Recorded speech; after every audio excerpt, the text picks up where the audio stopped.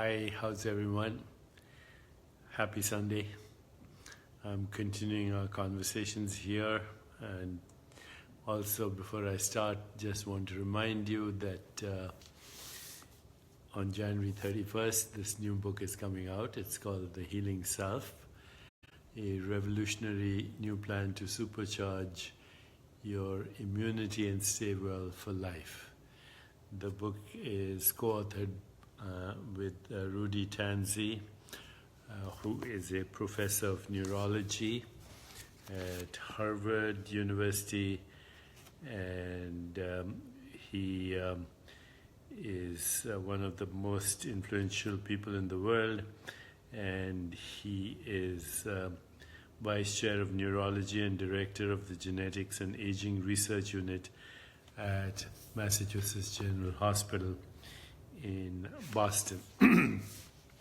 So, as I said, the book is going to be out in 2 weeks. As usual, I'm very grateful for your support, and I hope you will read it. You can order it right now. Pre-sales are available by going to Amazon or any other online bookstore. But today I want to address an issue which is of deep significance to all of us, and of course the book also talks about it, but I want to expand on a very big topic today, which is there a cure for human suffering? Is there a cure for human suffering? And let me start off right off the bat. Yes, there is, both for the individual and collectively. Will we find this cure? Well, the cure already exists. Will we implement it? It depends on each one of us singly. So today what I thought is I'd base my talk on the teachings of the Buddha, but also in a way that is more contemporary than in Buddha's time, and also in a way that the vocabulary makes sense to all of us. So let me share that with you right now, okay? So anyone who's familiar with the teachings of the Buddha also knows probably the story of the young prince who was protected by his father and was never allowed to view any suffering because the father wanted him to become a great emperor, so the young prince was not allowed to see any suffering. He was not allowed to go outside the palace walls. The palace was big enough. There was a pleasure palace where he could indulge in anything, any kind of pleasure that he wanted. And moreover, he was not exposed to older people, to infirmity, or to death. But one day he convinced his best friend, who was a stable boy called Channa, the son of the man who took care of the horses, and they went out of the palace walls to visit the city where the young prince was exposed to old age, infirmity, and death. I've talked about this in other forums. I wrote a book about the Buddha's life. It was called Buddha, A Story of Enlightenment. But in any case, once Buddha saw the fact of human suffering, he left his home and all the luxuries and went in search for enlightenment. Thank you, Aurora. So I'm going to summarize all the teachings of the Buddha today as best I can. So in any way, he went outside the palace walls in search for enlightenment. He met yogis, he met great teachers, he met great scholars. He tried everything, abstinence of all kinds, and ultimately he almost gave up. But then one day, under the tree of enlightenment, he had what is called sudden insight, satori, enlightenment, and then he was no longer the Prince Gautama. He became the enlightened one, which is referred to as the Buddha. So now, without going into too many details, let me share with you three very fundamental aspects of the teachings of the Buddha. The first fundamental aspect of the teachings of the Buddha is there is suffering, or what people frequently refer to, life contains suffering, right? Life contains suffering. He did not say life is suffering, he said life contains suffering, because life contains so many things: pleasure, pain, joy, and love, and so many things. So, but there's no fact that there is no family that has not been affected by suffering, no family that has not been affected by crisis, no family, no person that has not been affected directly or indirectly by disease or infirmity, no family who has not suffered the loss of a loved one, or no person that is unaware of the fact that as life goes on, there will be some kind of infirmity, old age, and death. So the Buddha's teachings are encapsulated in three very fundamental aspects. Number one, the Four Noble Truths. Number two, the three Dharma seals. And number three, the Eightfold Path to Enlightenment. So, in 15 seconds, when I come back, let's talk about these three things: the Four Noble Truths, the three Dharma seals, and the Eightfold Path to Enlightenment. Okay? Great.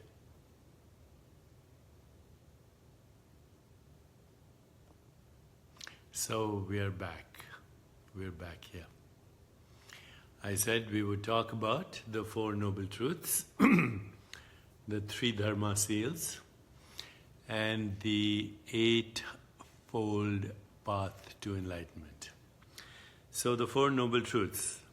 Number one Noble Truth, there is suffering. Life contains suffering. Number two, there are causes for suffering. Number three, there's a way out. And number four, the way out is the Eightfold Path to Enlightenment. Thank you. So let's explore all four right now. We already explored the first one. It's a given that there is suffering.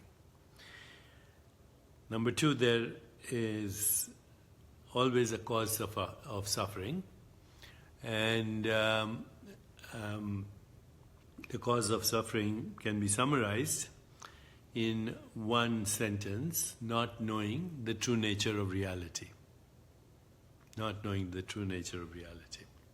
So under that, we can talk about other things, like that the Buddha mentioned. He said,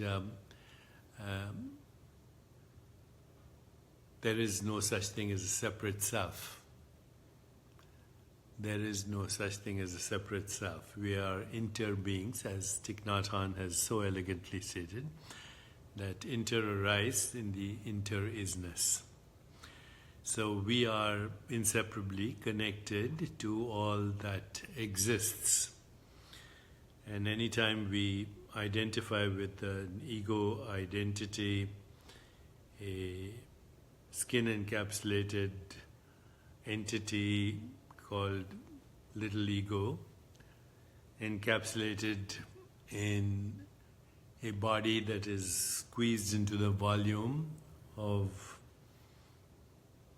the present dimensions of your body and the span of a lifetime, then we are not having an insight into true reality. So the cause of suffering is illusion, the illusion of the separate self. And then he says there's a way out. Number 3, and the way out is what I'm going to show you, the Eightfold Path to Enlightenment. Okay, so in very short summary, those are the 4 noble truths. Now, there's something called the 3 Dharma seals.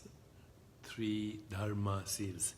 3 very important principles that the Buddha talks about. And the first Dharma seal is that all compounded things, so all compounded things. What's a compounded thing? A compounded thing is that which is made of separate elements.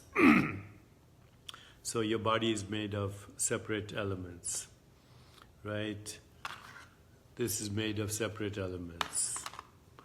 This is made of separate elements. Whether we call those elements atoms, molecules, the basic stuff that makes up everything, earth, water, air, and space. But all compounded things are impermanent. Actually, the Buddha goes a little deeper into that, and when he says in that first Dharma seal, that impermanence in time is the non-self nature of objects, which means basically that objects do not exist alone, and also that which we call objects are actually phenomena. They are experiences. They are perceptions. And so that leads to the second Dharma seal that is very beautiful, which says that all phenomena are without inherent existence. All phenomena are without inherent existence. So let's start with the first. All compounded things are impermanent. There is no such thing as an object by itself. What we call an object is impermanence in time, and every object is a phenomenon, and every phenomenon is a perception, and every perception is the arising and subsiding of sense perceptions dependent on an awareness, because without awareness there is no perception. Without awareness, therefore, there is no phenomena. Without phenomena, there is no such thing that can be labeled an object. Okay, so this is the second Dharma seal, very important Dharma seal, which is all phenomena are without inherent existence. Inherent existence. They don't have an independent existence. Phenomena are dependent on the awareness in which they arise and in which they subside, into which they subside. Okay, second Dharma seal. And then the third Dharma seal is Nirvana, is ultimate reality. Okay. Nirvana is ultimate reality. So that's, most people don't understand. They think Nirvana, some blissed out state, like some people get after taking ecstasy. But actually, Nirvana means knowing and being grounded in ultimate reality. So what is that ultimate reality? The ultimate reality, Nibbana is another way to pronounce it. Okay? So what is ultimate reality? Ultimate reality is the awareness in which all form and phenomena arise. First they arise as phenomena, and then they are perceived as form. So awareness is the ultimate reality. Now awareness, therefore, not a person. The person itself is a process in awareness. The person itself is a process in awareness. So I hope now everybody here understands the 3 Dharma seals. Let me know if those are clear, the 3 Dharma seals. Okay, number 1, all compounded things are impermanent. Number 2, all phenomena are without inherent existence. And number 3, Nirvana is ultimate reality. If we are so far good with this, then let's go to the Eightfold Path to Enlightenment. Now over here I've taken some liberty and I've translated the Eightfold Path into my own way of expressing it, which is a little more contemporary. Okay, so let's go over each of these 8. Number 1, reflective self-inquiry, which the Buddha called right thinking. So, most people today, when you say right thinking, they think positive thinking. And I don't mean that. I don't mean making a mood of positivity. Reflective thinking, as I've suggested in some of my meditations, reflective thinking is things like, who am I?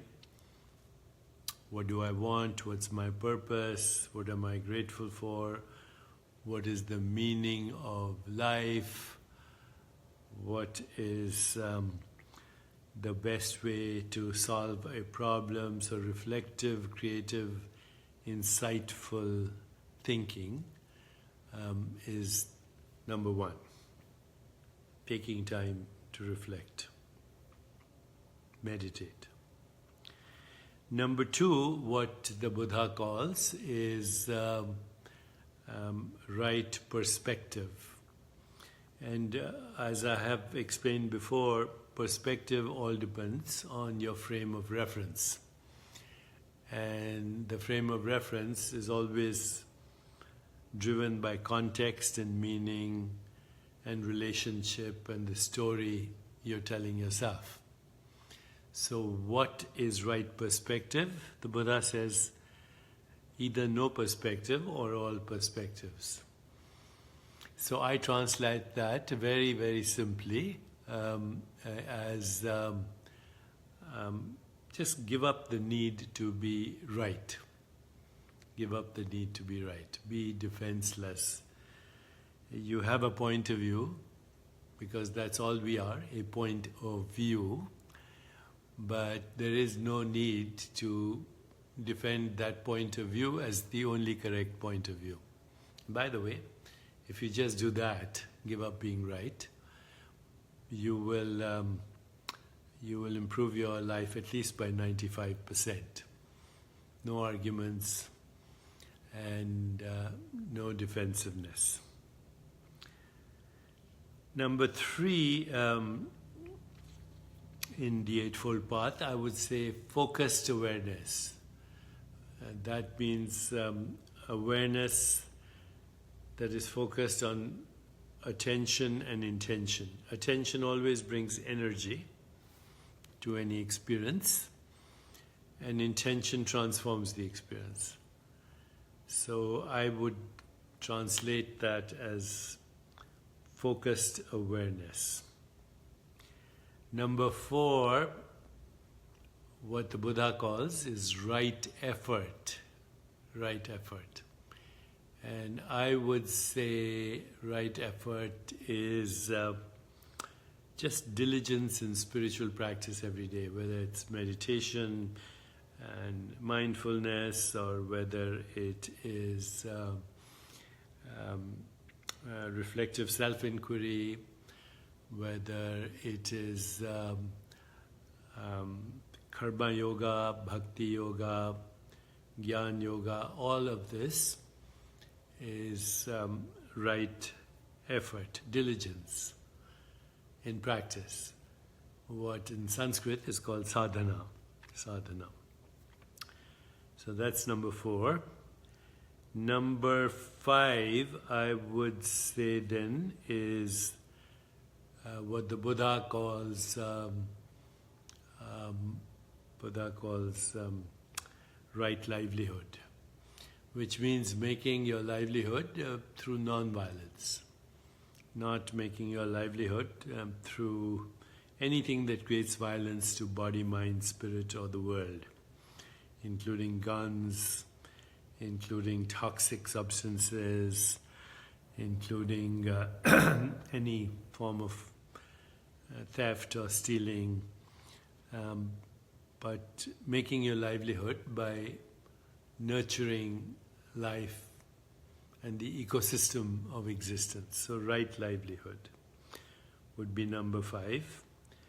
Number 6, I would say, expanding awareness. So going beyond the reactive response, the ego response, going beyond the fight-flight response into what we call restful awareness or being, and then from there harnessing the intuitive response, the creative response, the visionary and archetypal response, and ultimately the sacred response.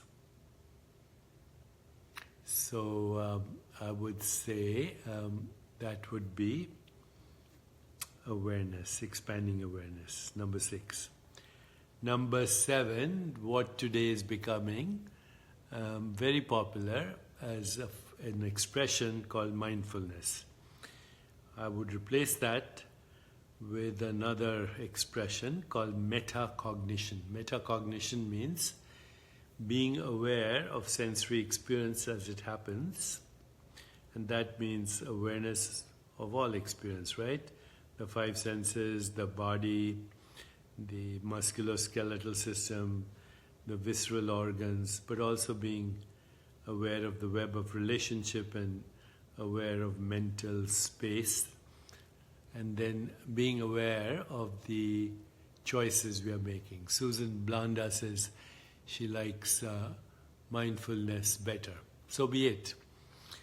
To me, mindfulness means a full mind. And so that's not what the Buddha meant. He meant literally what I'm saying.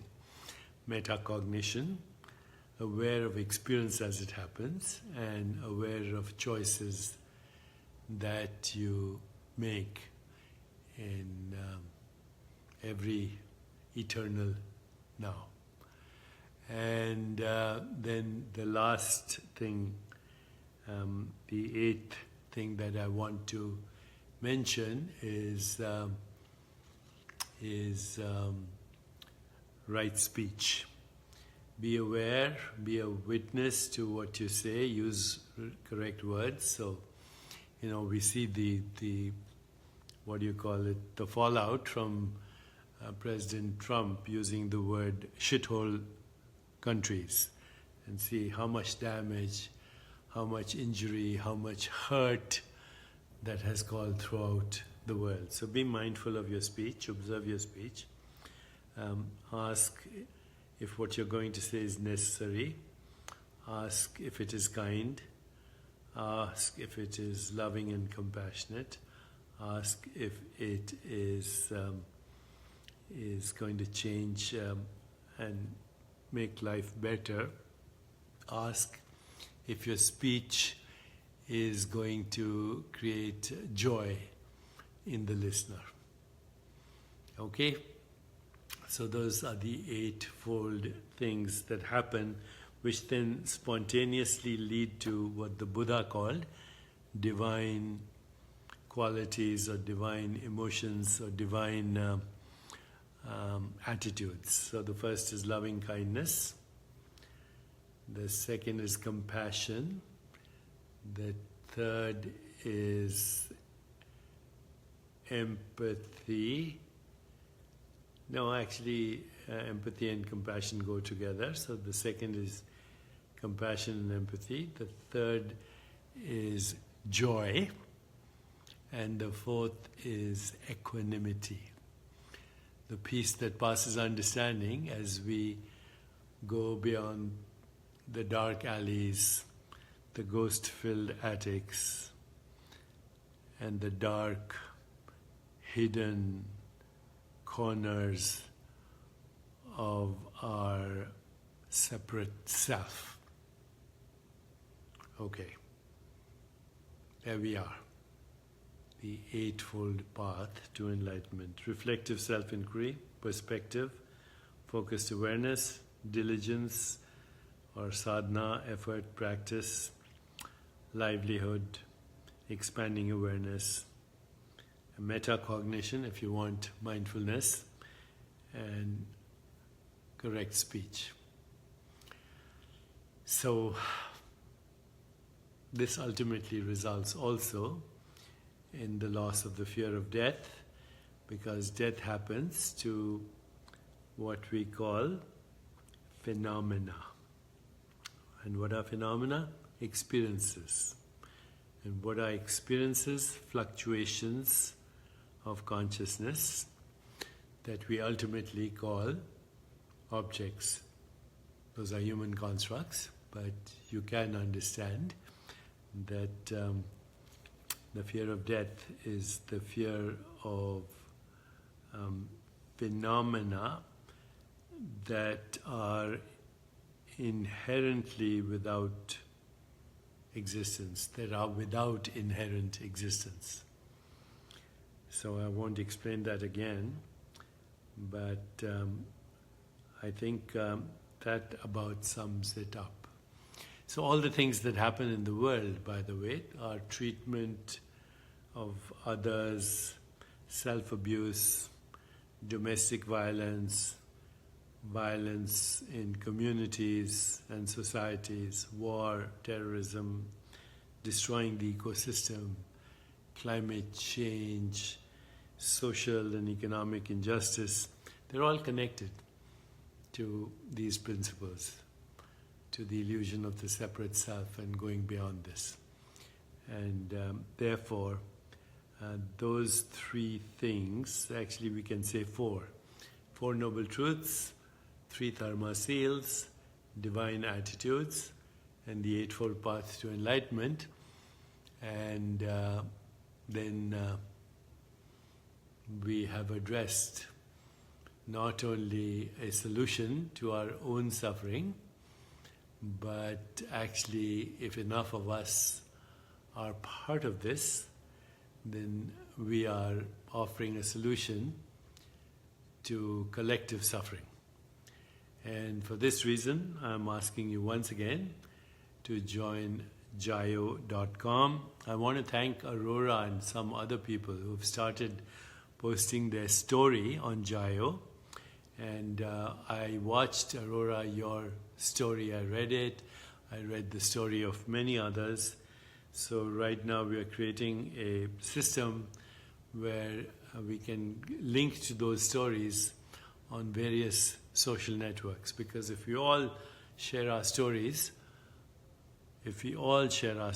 of not only our personal transformation, but all the challenges and all the things that we are doing in our own life, and the practice of yoga that we're all embarking on, then perhaps we can change our collective story. So please join Jayo.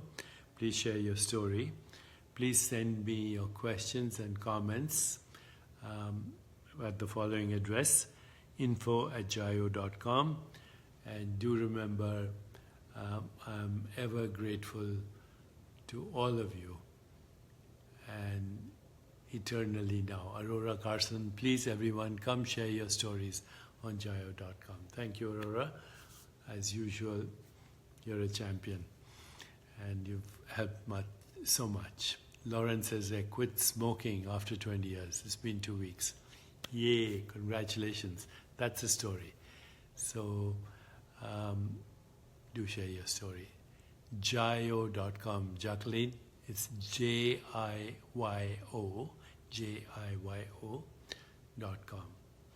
Okay, before I sign off, just once more, this is the book, The Healing Self, with Rudy Tansey. Thank you and God bless.